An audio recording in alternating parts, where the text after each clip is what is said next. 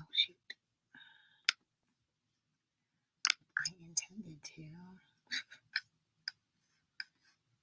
see a cute little.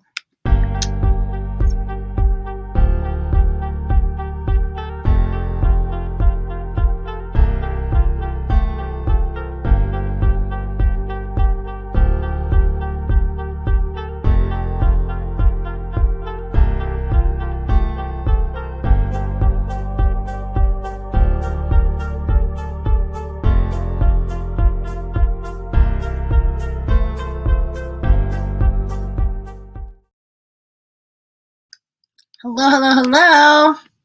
I see that YouTube has already chimed in. Hello, YouTube. Thank you for being here. I should otherwise be on Facebook, Instagram, and the YouTubes, like I said. So, no ticket to talk to you today because I have a guest, people. I have an amazing guest. Okay, so if you have never seen me, if you don't know me, my name is Tenille Stewart. I help women who've been diagnosed with lupus or other chronic illness go from discouraged and confused to healed, hopeful, and in control of the medical narrative. Got this. So, welcome, welcome, welcome, welcome. Hit me up on every platform. I just want to make sure that I'm everywhere. Do you see me? Do you see me? Okay, you see me on Instagram. I love that. Where are you, Facebook? Where are you? Okay, there we go. Hey, Facebook. Hello, hello, hello. Thank you, thank you. Okay, so guys, we have a tremendous guest. Like, I heard her story because she was on my very good friend's podcast, Lupus Speaks. Go listen to Lupus Speaks podcast. Great podcast hosted by Shadrika. She is next level phenomenal. Okay, so I was listening to my friend's podcast and I heard it before, right? And then I heard it again and I was like, oh, wait, I think I follow this lady on Instagram. And then I went to Instagram and she was doing a live, like right then. So then I listened to her live. I was like, yo, I gotta have this positivity on my podcast. Got to. So she is a super educated, well-versed, fit, like amazing Black woman who lives out here in Georgia. Who knows people amazing out in the bushes? Okay. Her name is Charisma. What kind of cool name is that? Charisma Atkins. Welcome her to the stage, y'all. Hi, Charisma. Thank you for being here. Oh, you are welcome. Welcome. Okay, so my first question for every guest. Who are you and what do you do? Like, tell my audience who you are. Okay, so I am Charisma Atkins. I am an almost 25-year survivor with lupus. I come from Decatur, Georgia, which is right outside Atlanta, about 8 minutes outside of Atlanta. I am a public health professional. I am a fitness enthusiast. I am a skincare enthusiast, and I'm an overall positive person, I like to say. For sure. I felt that. I felt that come right through the screen. As soon as I clicked on your live, I was like, okay, I see you. Mm-hmm. Okay, so how did we get here, Charisma? Like, tell me how the process of being diagnosed with lupus was. Okay, so I start off telling everybody my process was totally different than most people I know. So I was in grad school. I was getting my master's. I came home from dealing with finals week, and I, you know how you come home, you just want to sleep so you can go out. And yes, I slept like all through the night, missed whatever party was going on that night. And my parents came to wake me up. And I tried to get out of the bed and my legs didn't move at all. And so they said, something's wrong. And so my dad, who is, one of the only men I have ever known in my whole life, from relationships to relatives to family, he goes to the doctor like it's nobody's business. He just he goes to the doctor when his toenail hurt. He don't care. He say he paying for the health insurance, he going. That's so true. They were, able to get me up and take me to the doctor. I was wheeled in a wheelchair because remember I couldn't walk. And as I'm sitting in the waiting room, a commercial comes on for lupus, and they're running down the symptoms. Are you fatigued? Do your joints hurt? Are your muscles hurt? Do you feel weak? And I'm in the waiting room saying, yep, yep, yep. So by the time I saw the doctor, um, I was I was like, well, your commercial says I have lupus.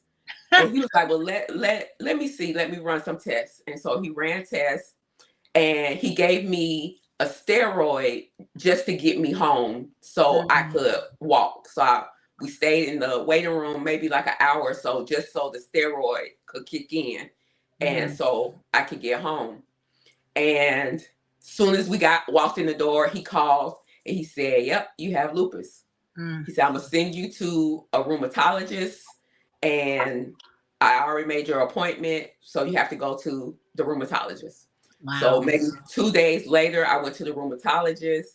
He ran it down. He actually explained to me what lupus was because I did not know. I had not heard of lupus. Yeah, and what at year all. was that you got diagnosed? Because I had never seen a commercial for lupus until kind of recently, in the last few years. It was 2001. What? I had Yeah. never It was heard. 2001, and it was just one of those commercials that run. You could tell it was a, what do you call it, pharmaceutical pharmaceutical rep Okay. had been there, like advertising some of the medicines because the commercial was on the loop. So went to the rheumatologist. He was an older white guy who had been specializing in rheumatology like the majority of his career. And he said, "Yeah, you have lupus." He said, "You're gonna have to take medicine for the rest of your life, but you'll be okay." And so I took the medicine. My first medicine was Plaquenil, Imuran, and prednisone. Those were my 3.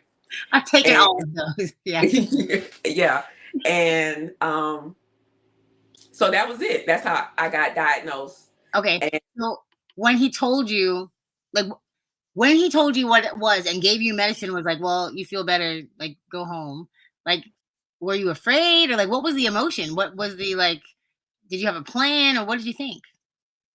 No, I did not have a plan, but I come from like an old school parents type of household, and they just wanted to fix it like right then. And mind you, I was in graduate school, so I had to go back to do my comp so I could graduate that spring.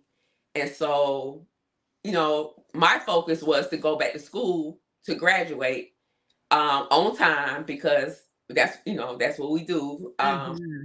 And it didn't really sink in until much later that I had to take these medicines every day for the rest of my life. Wow. That didn't even sink in until like after I graduated, and I had some free time to just like chill. That's crazy. So, that's good and not good. It's good because like you were on go mode. You had a mission. You didn't have time to think about being sick. You were like, well, I'll be sick later because I'm busy. yeah. Like, got this graduation. Yeah. That's amazing. So, but your symptoms were fine. After that, your symptoms were fine until when? My symptoms were fine the whole time. And it's funny because every time I go to a doctor, they run down the symptoms and, run down the pain level. And I'm always, I don't know if it's me or if it's my body, but I'm fine. I'm fine. Even most recently, I'm fine. Awesome. Yeah. So I don't, and again, this goes back to how I was raised. You have the problem, you address the problem, and you just move on. Right. And so that has been a running theme through my journey. I've never let lupus stop me from doing what I wanted to do, whether it be graduating with my master's. I was, bent on living in DC after I graduated. And I felt fine. I knew I had to take my medicine. I found a job in DC. I went to DC. And when I got to DC, I looked up the best rheumatologist, went to him at what was it? Not George Washington. Yeah, George Washington University. They have a university hospital. So I looked him up, made my appointments. He looked after me while I was in DC. Then I wanted to get a higher job. There was a job in Florida, so I left DC after 3 years, went to Florida, worked in Wow. Florida for 3 years. Um, and and I'm in public health, so my specialty is disease control and disease management, and I'm an epidemiologist, which means I study diseases, which is funny because I had never heard of lupus before in my studies. Wait, you were in school to study disease and you never heard of lupus until you got Never heard diagnosed? of lupus. Yep, until my diagnosis. I hope that's different now. I hope they teach that now. They do teach. They teach more public health now than they did back then. But yeah, it wasn't even it wasn't even thought. I mean, even thought of or spoke of. Okay. So while I was in Florida, I I thought I was doing well. I was working at the health department, and one day, we had to do vital for our customers to show them that it's not that hard. And so one of the nurses is doing my vital, and she's saying, your heart, your blood pressure is way up there. She was like, you're not lightheaded. I was like, no. And she was like, well, I think you should probably go get it checked out. So I called the rheumatologist to do it, and they agreed. They said, yeah, your blood pressure is, pretty elevated. And so by accident, you're finding out something else is wrong. Like you didn't feel any kind of way. You felt fine. I felt fine. Okay, go ahead. I felt fine. And so they said, yeah. And so they gave me a blood pressure medicine, a very small dose of blood pressure medicine. And they monitored it for like a month. And then I came back and it was still high. So he said, well, he said, I don't want you to do this. Oh, I'm sorry. But when my blood pressure got high, then I contracted shingles on my right side. I did shingles 3 times, girl. On my right side. And I was getting my hair done at the salon, and she said, you have all these bumps on the back of your neck on your right side. I think you should get it checked out. And so the 2 days later, I was going back to get my blood pressure looked at again. And they saw that I had shingles. They said, your immune system is acting funny. You have shingles. We got to treat the shingles. And let's check your blood pressure. They checked it, still high. And he said, I hate to do this to you, but we're going to have to get a kidney biopsy. So I go to, it was at the University of, it wasn't Miami. It was another medical center university down in South Florida. Do the kidney biopsy. It comes back. Kidney is impacted. They didn't tell me how much, but they told me it was impacted. So and you were feeling fine. I just want to reiterate. She was feeling fine when her kidney starts to decrease in function. Right. So from regular lupus nephritis, right? Right. To nephritis. No, it was lupus SLE. Okay. To lupus nephritis. Okay. Wow. Right. So feeling fine, working, living life. Okay. Yeah, living life, traveling, hanging out, going on trips, just doing what a 24-year-old person should be doing. Like just living life. And he gave me a kidney medicine. And so I took that faithfully along with the other drugs, the whole time. I stayed in South Florida, like I said, for 3 years. Then I got a better job that brought me back to Atlanta. I was desperate to get out of South Florida. I wanted to come back home. Oh, yeah. And I came back home, was fine. Everything's fine. I had a fibroid surgery because, I'm Black and I'm a woman. We don't have fibroids. Yeah. I mean, it is what it is. Yeah. And so I had this surgery, and they couldn't wake me up at the end. So What? Wait, what? Yeah. What do you mean? What I found out later was that the anesthesia was too strong for my body with the lupus to wait to alleviate. So so I was out and everybody was frantic. And when I woke up, there was a nephrologist there, my rheumatologist that I had just, met because I had just moved back to Atlanta, and the surgeon that did the surgery. And the nephrologist, he introduced himself and he was like, your kidney has been impacted again. And now we got to change all your medicines. So those 3 simple medicines that I was on went to 6. So it went to Cellcept, it went to Plaquenil, yeah. That's a rough one. Prednisone.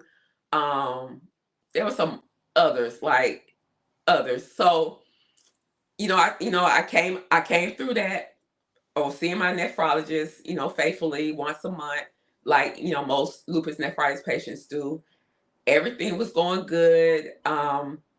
And then obviously the kidney was declining. And so it got to about 25%. And he said, hey, it's declining. We need to do, something bad so we can lift it back up. So he put me on a round of Cytoxin, which is a chemotherapy drug that, helps to kind of rebuild the kidney, but it's also a chemotherapy drug. But mind you, again, I saw the problem. I need to fix the problem. Attack it. And so I wasn't even thinking about chemotherapy. I wasn't even thinking about it. And mind you, I do not have any children. And to go on the chemotherapy, it didn't even dawn on me about this could put you in early menopause or, remove your fertility. Nothing of that came into my mind. I just, saw the problem and attacked it. Yeah. That's who you are, but that's insane. Like, God bless you. Honestly, such a tough decision for a 20-something-year-old to make, to even like, do I save my life and alter the rest of my life as I know it? Because like, those are decisions you should be allowed to make as you get older, that's not a 20-something-year-old thing to decide the rest of my life I can't do this. Like, that's insane. Like, I'm proud of you that you even, like, I'm very happy that you're here to tell this story, and I'm like so proud of you that you made that quick decision, even though it had to be so hard. And honestly, I have to, as I look back on it,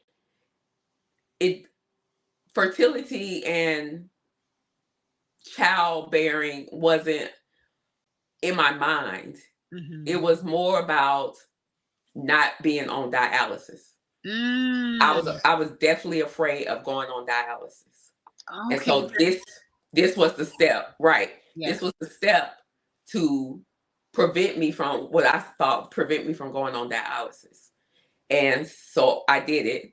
It worked for about 10 years. And then I caught COVID. And COVID completely knocked out my kidneys. Oh my God. No question about it.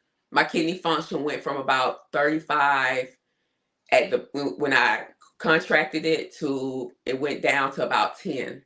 Oh my goodness. Because of COVID. And so then I definitely had to go on dialysis. And it was hard. This is at the point where I definitely thought about it. Up until this point, I never thought about the situation of lupus. I never did. I never did. And you did chemotherapy, but you never thought about it. I never thought about it. I didn't think about that. But here, in like when he said dialysis, and when they started putting the thing in my chest.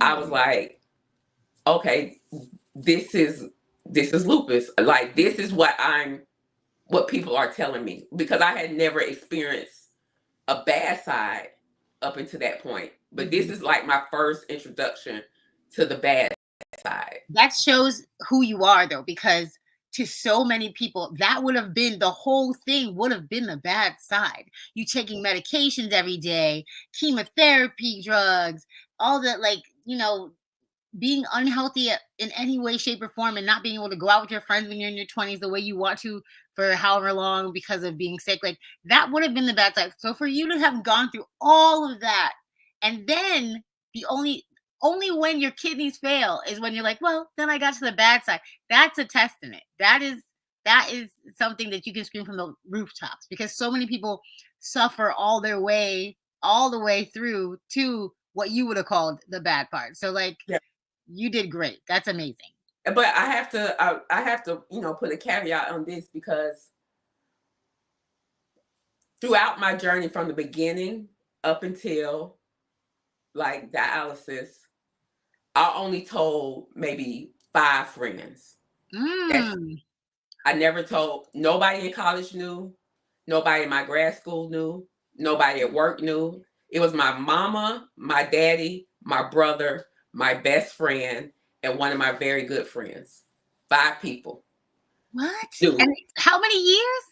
Like at least 15. At least 15 years. Girl, So that's what I'm saying. I did it on my own, the way I wanted to do it. So in my mind, I didn't want my friends to have to make the decision of should we go or not because of me. So if they said, let's go to Costa Rica, I said, let's go. If they said, we going to New Orleans for a week, I said, let's go. I had my medicine. I took it privately, but nobody knew. Nobody knew. Yeah, so I kept it to myself.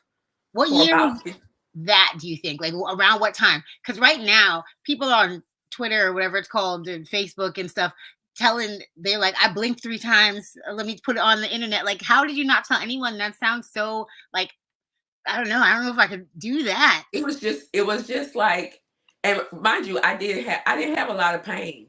So it wasn't, and my hospital stays didn't get significant until after I took the Cytoxin, maybe like a couple of years after that round. That's when my hospital stays got significant. But prior to that, I wasn't in the hospital, or I was in the hospital for other things.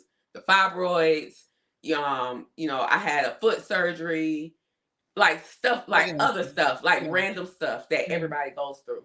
So, but my hospital stays for lupus didn't start until after the Cytoxin, until probably like I took Cytoxin in 12, probably 16, 17 is when I started telling people.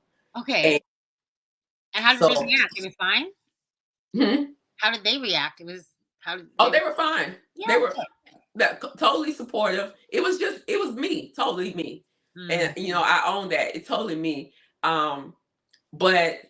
And sometimes when I would go into the hospital, I would come back and they would be like, where you been? I was like, oh, I was in the hospital. Like, didn't tell them I was going in there. Didn't tell them while I was in there. Yeah. I'm texting. I'm on, social media just like everybody else, like, talking and posting pictures and like everybody else. And then I'll get out and say, well, I had to go to the hospital. They were like, what? Like, what do you mean? Why? Like, so, yeah. So now you've gone through this illness for years. Now people know. Now you're on dialysis. How long were you on dialysis? I was on dialysis for 2 years while I was in, again, graduate school getting my doctorate. Oof. Okay, doctor. Okay. Yep. I told you she got the degree. Yeah. So I started my doctorate in 18. I went on dialysis the end of 2021. Yeah. So yeah. Just having lupus in general and being in college, probably my worst things. Like that, my first, like my biggest flare up that's in like medical journals is Mhm. when I was in college because I was just, stressed. Stress. Yep. My biggest flare up was from I had finals, totaled my car, my uncle got murdered within a 3-week span, and then we had graduation directly after that. So like I was out. Like lupus was kicking me, punching me, like it was Yeah. yeah, I get it. No. How did you Yeah. make it? You're amazing. It's just, and people have different symptoms. For me, it all started for me. I used to, when I was in getting my master's, I would get these pains in my fingers, Mhm. um, to the point where I couldn't pick up a pen. And like you, I thought it was stress. I Mm. totally thought it was stress. So I was popping Motrin like nobody's business, just so I could get through to write my papers and do whatever I wanted to do. This was her college picture. I just want to show that. Look at her looking fancy in college. Okay, look at that. Yep, For that real. was December. That's December 2023 when I graduated with my doctorate. Okay, doctor. I love it. This Yeah. is a beautiful picture. I love it so much. Yeah. Um, So I, going through dialysis, going through school, did dialysis for almost 2 years. And in June of 2023, I got the call for my kidney. So I got my kidney transplant. oh, I didn't Yeah. realize. Okay, Yeah. cool. Wow. Yep. I got my kidney transplant in June 2023. And I graduated with my doctorate in December of 2023. Okay, So, so you got a new kidney, a doctorate, and then she just showing out like this. She just yep. like, yep. She just had to pop out and show people. She's like, hey, Yep. Yep. wow. Okay, so how do we get from new kidney recovery? How long was that recovery? Um, it was about 6 months. Yeah. Wow. They tell you to like not be around people for 6 months. So um that's the thing with me. Whatever you tell me, I'm gonna follow the directions. Like I'm Mm. not gonna circumvent the process now. Like Mm-hmm. if you tell me to take these drugs every day, I'm taking the drugs every day. If you tell me don't be around people, I'm not gonna be around people. So I think, a lot of people try to figure out, everybody's journey is their journey. Mm-hmm. I know the health field. I'm comfortable with the medical field. I understand the medical field. Bless. Um, so, are there holistic ways to deal with it? There possibly are. But for me, I like Western medicine. Yeah. I know Western medicine works. I'm not gonna try the mushrooms. I'm not gonna try, you know, the orthopedic way. I'm not Yeah. like God bless anybody that's willing to try to do the trial and errors of it. I'm But in I between. know, yeah, I am the I non-compliant patient. That's me all yeah, day. I know, and because of my studies, I can read the studies. I know the pros and cons of the medicine. I know what they're supposed to do and what they're not supposed to do. I know what side effects to look for, and I'm a Western medicine girl. Like I've tried the what's the called when they stick the needles in you before Acupuncture. acupuncture because somebody told me to try it one time. I tried it. It did nothing for me. Maybe because I didn't believe in it. Exactly. You gotta believe. You gotta believe Yeah. in it, but You are I just science and facts all day. I love that. Like you know yes, who you are, you know what your plan is. So stick with what you love and what you know and what you works for you. right. So how did we get here? How did we get to this fitness girly? And also, don't forget to talk about your spa Okay. situation because that's very cool. Yeah. So I've always worked out here and there. And so my very first rheumatologist, the older white gentleman, he told me to keep moving. Hmm. That was his recommendation. He said you have to take these drugs, but you also have to keep moving. And I took that to heart. So I upped everything. I upped my Mm. running, I upped my lifting weights, I upped, practicing good food intake because, as college students you eat whatever. Yeah. So and he also told me about gaining weight. He told me about the more weight you gain, the harder it is on the muscles, which makes the drugs have to work more. Oh And yeah, so, they don't think about that. Like when, yeah, even when people prescribing, it's good that he knew that when you are a different weight, the medicine needs to be enough to circulate through all that body. So Yeah. think about So that, people. he Ask told me yourself. that. He told me that. And so when I got lupus, I was probably like 190. Yeah, around like 190. And so when he told me that, I completely, it was like a complete, again, Yeah, problem right. attack. So I started, semi eating better, still with my, my 20 something, you Yeah, know, you can't. I'm an adult type of, you know,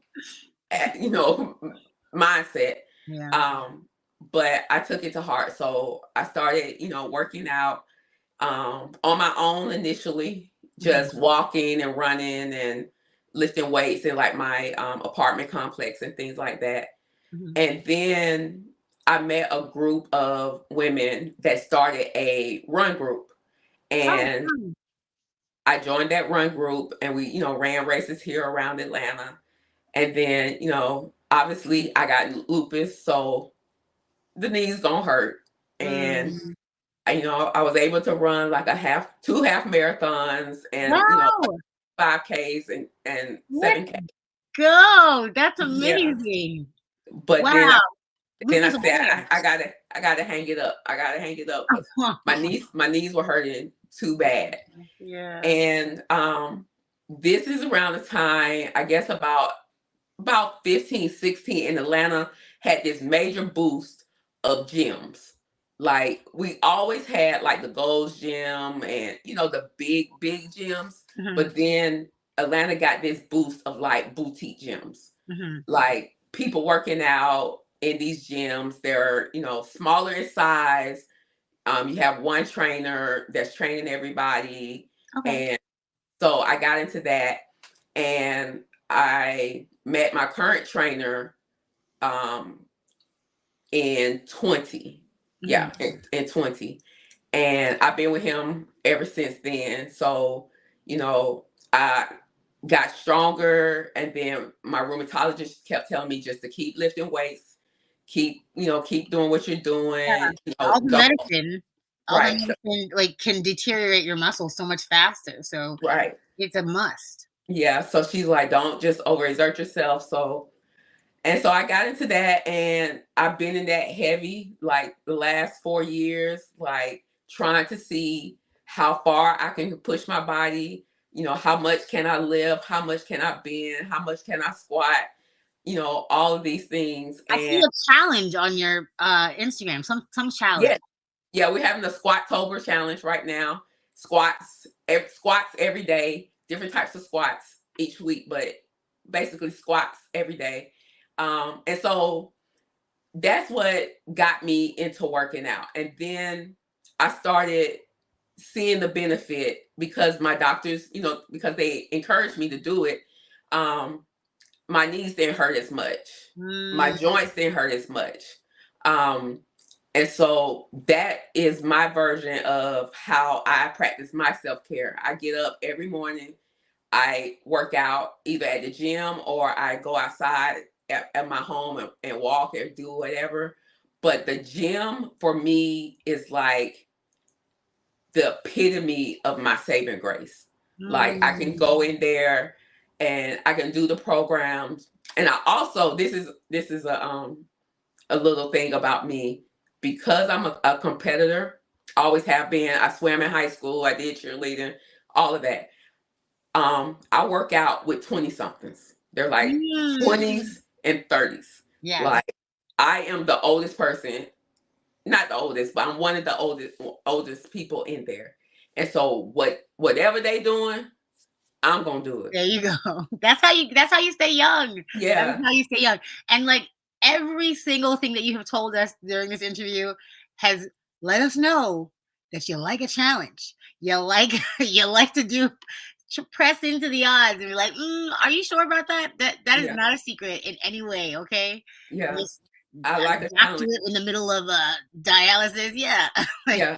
I like a challenge. Well, again, I always wanted to appear normal. I mhm, didn't want the lupus to circumvent my life that much where I lose myself and lose my ability to strive to move forward. And that just goes again to my parents about attacking the problem and moving forward. And whenever I would be down, they wouldn't let me stay down long. It would be some type of prayer they would say or send me, or let me know that God won't put you through anything that you can't handle yourself. Like it was always something to push me forward. And in my family, on my mom's side, everybody has advanced degrees. Like all my first cousins, all of us have an advanced degree. Okay. Yeah. So when it was my turn, it was just a given I was gonna go to get my master's. It was a given I was gonna get my master's. Now the PhD wasn't given. It's just something I came up with one Sunday in church from a message.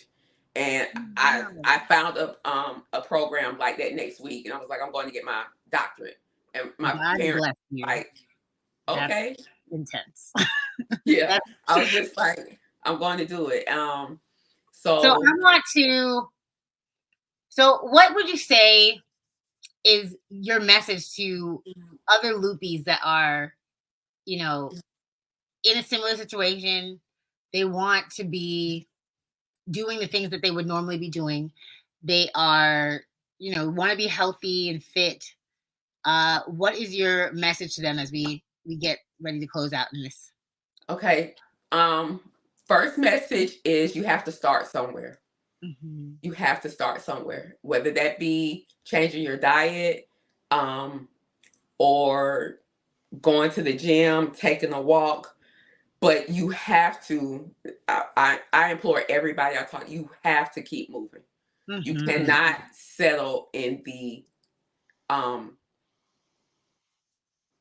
discomfort of lupus. You can't. You cannot settle. You can't settle, and you can't take. And this is given that you are not, too far in the painful situation. But as long as if it's just discomfort, you have to move past the discomfort. If it's pain, that's something different. But if it's discomfort, you have to move past the discomfort. Number two is you have to do things that are right for you. Now, I was blessed because my doctors have always understood me. I've always gone into there and to tell them, A, this is not going to keep me down. And B, what do I need to do so I can continue living my life and not be stopped? Yeah. And so they will always, give me their opinion. Now, both my rheumatologist and my nephrologist have been with me ever since I moved back to Atlanta in 2007. And they just understand me. I don't have a problem with them giving me advice. They listen to me. They follow me. They follow me on social media. Give people their information too, because we need that. They listen to me. They follow me on social media. They cheer me on. Like my rheumatologist came to my graduation in December. Wow. So they have been like a part of my life for so long now that it's they're just there. And same thing with my nephrologist. He walked me through the process of dialysis. He didn't just say, you got to go on dialysis. You need to go this place right here, get the thing and put in your chest. And then you got to pick a center and you got to go to dialysis, everything. He didn't do that. What I'm hearing is find doctors that you can really connect with. Exactly. Find people who you can communicate with, who understand you. Do not stop until you find them. She's describing a beautiful relationship with her doctors. You deserve that too, Lupus. Right. You deserve that too, anyone with chronic illness. Right. And absolutely. And don't be afraid to change if it doesn't fit you. Like I see a lot of Lupus on social media talking about their appointments and how it went. And my response is always find another doctor. Just find another doctor. If that's not working for you, because it's your insurance or it's your money.